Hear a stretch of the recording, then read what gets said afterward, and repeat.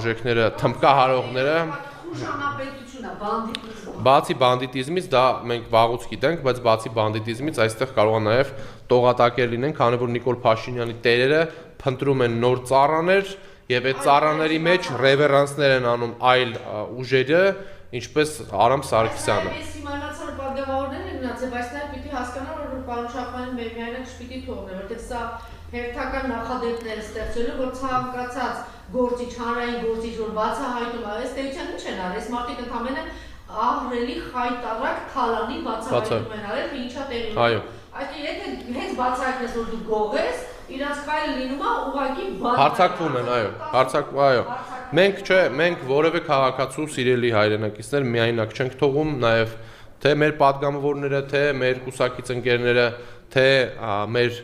ընկերները, ովքեր որ մեր աջակիցներն են եւ համակիրներն են, մշտապես